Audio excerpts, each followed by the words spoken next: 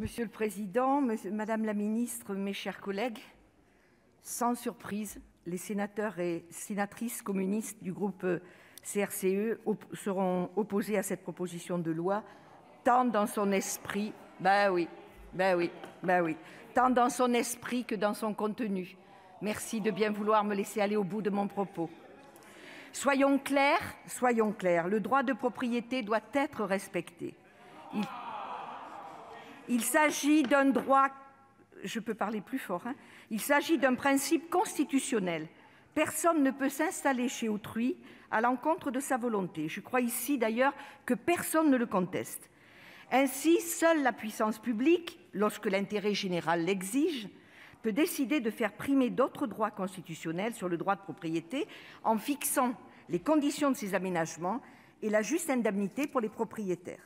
C'est notamment le cas, d'ailleurs, lors de la mise en œuvre de la trêve hivernale et du droit de réquisition. Au-delà de la question juridique, se dresse, mes chers collègues, lorsque nous abordons ces questions, la réalité du mal-logement dans notre pays.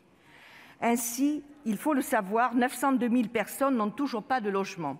643 000 personnes sont hébergées. 91 000 vivent dans des abris de fortune.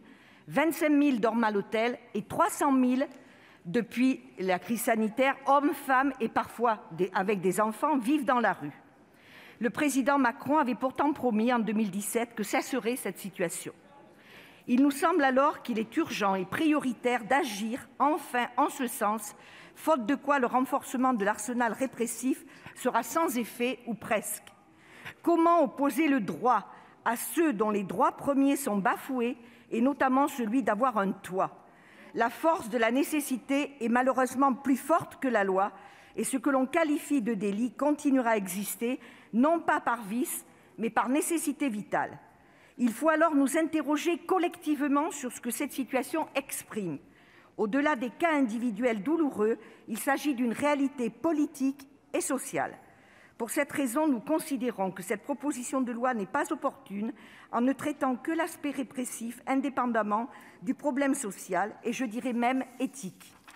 Ainsi, elle permet de sanctionner plus lourdement le squat du domicile, déjà pénalement sanctionné.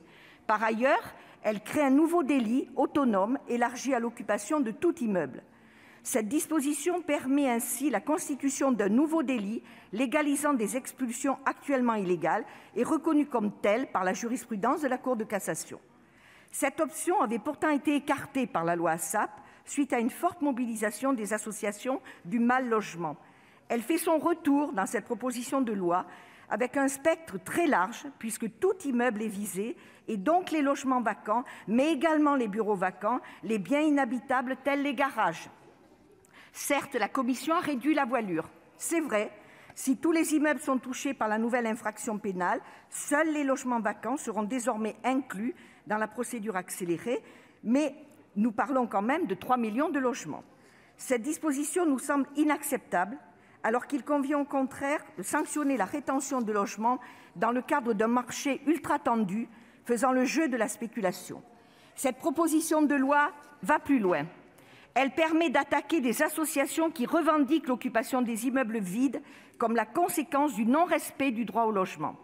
Il s'agit pourtant d'un acte politique et citoyen dénonçant l'absence de prise en compte par l'État de ses responsabilités. Initialement, la proposition de loi venait, y compris, fragiliser pénalement les personnes menacées d'expulsion par de nouvelles infractions pénales. Un comble. Enfin, en excluant du bénéfice du DALO ces personnes durant 3 années, la proposition de loi se place dans une volonté ultra-répressive. Cela semble totalement contre-performant, car parfois ces mêmes personnes ont engagé toutes les démarches en vue de leur relogement. L'État peut même avoir été condamné à les reloger au titre du DALO. C'est donc un contresens manifeste et une violation directe du droit au logement, pourtant constitutionnellement reconnu. Enfin, comme le rappelaient les associations signataires de la tribune parue dans le journal Libération lors de l'examen de la loi ASAP, l'urgence sociale est bien celle de résoudre la crise du logement.